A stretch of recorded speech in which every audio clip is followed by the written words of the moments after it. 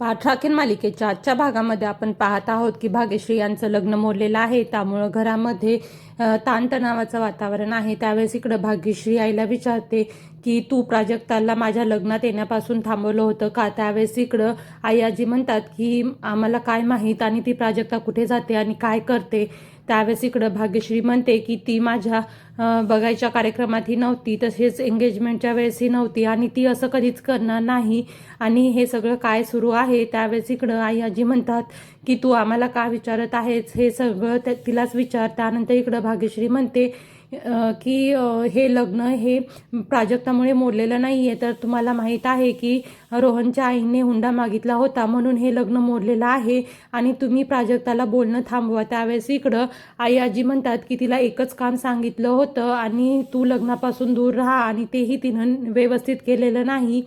त्यानंतर इकडं भाग्यश्री म्हणते की प्राजक्ता जर माझ्या कोणत्याही कार्यक्रमात नसेल तर माझं कोणतंच काम चांगलं होत नाही आणि आत्तापर्यंत जे काही चांगलं घडलेलं आहे ते सर्व प्राजक्तामुळेच घडलेलं आहे. त्यानंतर इकडं चारू म्हणते की मला आज बोलू द्या आणि मी आज बोलणार आहे. त्यावेळेस ती म्हणते की हो भाग्यश्री, मीच प्राजक्ताला सांगितलं होतं की तुझ्यापासून दूर राहण्यासाठी, म्हणून ती आज या कोणत्याही कार्यक्रमामध्ये उपस्थित नव्हती. त्यावेळेस इकडं भाग्यश्री म्हणते की हो मला माहीत आहे, ज्यावेळेस रोहन बघायला आला होता त्यावेळेसही ती किचनमध्येच होती, पण तिनं सांगितलं की पाणी सांडलं होतं म्हणून मी बघायच्या कार्यक्रमामध्ये आले नाही. त्यानंतर इकडं चारू सांगतात की हो मी सांगितलं होतं तिला की तू नवऱ्या मुलाच्या समोर कधीच यायचं नाही आणि तसंच मी तिला हेही सांगितलं होतं की जसं मुलीच्या आईने लग्न बघायचं नसतं तसंच आज तुला पाठराखीण आहेस आणि बहिणीनंही लग्न बघायचं नाही असं मी तिच्याकडून वचन घेतलं होतं. त्यामुळेच तिने पायावरती बॅग पाडून घेतली आणि लग्नामध्ये आली नाही. त्यावेळेस इकडं वैद्यबुवा म्हणतात की हे सगळं काय सुरू आहे. त्यानंतर इकडं प्राजक्ता म्हणते की नाही मामी, असं काहीच नाही आहे आणि तू वाईट वाटून घेऊ नको. त्यावेळेस इकडं चारू म्हणतात की हो हे सत्य आहे आणि मला वाटत होतं की माझ्या मुलीच्या सुखाच्या आड जर कोणी येत असेल तर मला ते अडवायला पाहिजे, म्हणून मी आज तुला लग्नात येण्यापासून थांबवलं होतं. पण माझ्या आज मुलीचंच लग्न झालं नाही तर हे सगळं केलेला अट्टहास कशासाठी आणि मला खरंच माफ कर. त्यावेळेस प्राजक्ता म्हणते की मामी असं काहीच नाही आहे आणि मला तुमच्यावरती अजिबात राग नाही आहे. तर इकडं चारू म्हणतात की हो हे सगळं मला माहीत आहे की भाग्यश्रीच्या सुखासाठी तू किती महत्त्वाची आहेस आणि माझं खरंच चुकलं. त्यानंतर इकडं भाग्यश्री म्हणते की अशा जो हुंडा मागतो अशा मुलांच्या सोबत लग्न करून आयुष्यभर राहण्यापेक्षा मी असंच अविवाहित राहिली तरी चालेल आणि मला माझ्या बहिणीशिवाय बाजूला कोणीच करू शकत नाही आणि तीच माझी पाठराखीण आहे असं भाग्यश्री म्हणते. त्यावेळेस इकडं वैद्यबुवा म्हणतात की तुला जे वाटेल ते तू निर्णय घे आणि मी तुझ्या पाठीशी आहे.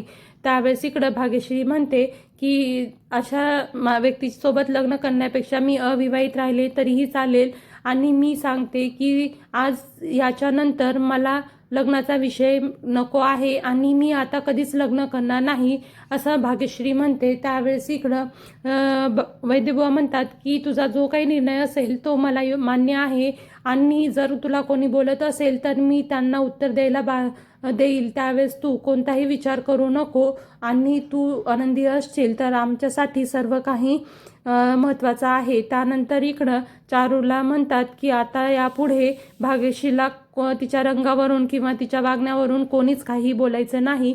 त्यावेळेस इकडं चारू म्हणतात की तुमचं म्हणणं योग्य आहे पण असं अविवाहित राहणं योग्य नाही. त्यावेळेस इकडं आजी म्हणतात की त्यांना त्यांची भाचीच बरोबर वाटणार आणि भाचीच्या सुखासाठी ते सगळं काही करतील.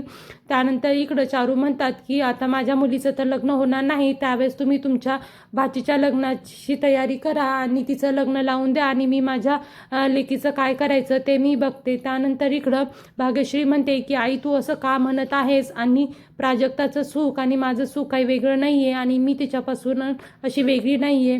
त्यानंतर इकडं प्राजक्ता म्हणते की भाग्यश्री तू असं का म्हणत आहेस आणि तू लग्न का करणार नाहीस. त्यावेळेस इकडं चारू म्हणतात की तिला आत्ताच लग्नामध्ये काळा कोळसा म्हणलेला आहे आणि आता ती काय कोणाशी कधी कसं लग्न करणार आहे आणि तिचं तर आत्ताभर मांडवामध्ये लग्न मोडलेलं आहे. त्यामुळे इकडं वैद्यबुवा म्हणतात की भाग्यश्रीने जो निर्णय घेतलेला आहे तो मला मान्य आहे आणि मी तिच्या सुखाच्या आड कधीच येणार नाही. त्यावेळेस सगळेजण म्हणतात की हे सगळं काय सुरू आहे. त्यावेळेस कौस्तुभही भाग्यश्रीला म्हणतो की भाग्यश्री आणखीन एकदा विचार कर आणि असा एवढा मोठा निर्णय घेऊ नको आणि थोडासा वेळ दे. त्यानंतर इकडं वैद्यबुवा म्हणतात की आता तिला कोणीच काही बोलायचं नाही आणि सगळेजण शांत होतात. त्यानंतर प्राजक्ताही मामींकडे जाते आणि म्हणते की मामी आता भाग्यश्री ही रागात आहे त्यामुळे ती असं बोलत आहे, पण मी तिची समजूत काढेल आणि मी तिला लग्नाला तयार करेल आणि मी आता तिची जबाबदारी घेते आणि तिच्यासाठी योग्य असा मुलगा शोधून तिचं लग्न लावून देते. त्यानंतर इकडं भाग्यश्री येऊन प्राजक्ता आणि मामींना मिठी मारते. त्यावेळेस इकडं मामी ही प्राजक्तावरचा राग विसरतात आणि तिलाही माफ करतात. त्यानंतर इकडं रात्रीचा वेळ असतो आणि प्राजक्ता ही झोपलेली असते. त्यावेळेस भाग्यश्री ड्रेसिंग बॉक्स घेऊन येते आणि म्हणते की माझ्यासाठी तू आज पायावरती बॅग टाकून घेतली आहेस आणि तुला किती दुखत असेल याची जाणीव आहे मला. आणि ती ड्रेसिंग करत असते तेवढ्यामध्ये प्राजक्ता उठते आणि म्हणते की मला कधी झोप लागली कळालंच नाही आणि तू एवढा उशिरापर्यंत का जागी आहेस.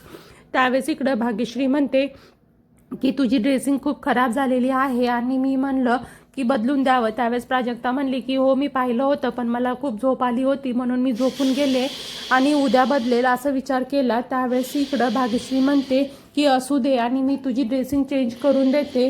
त्यावेळेस इकडं प्राजक्ता म्हणते की अगं भाग्यश्री तू जास्त का विचार करत आहेस आणि आता आपण दोघीही झोपून जाऊयात. त्यानंतर दोघी मस्ती करतात आणि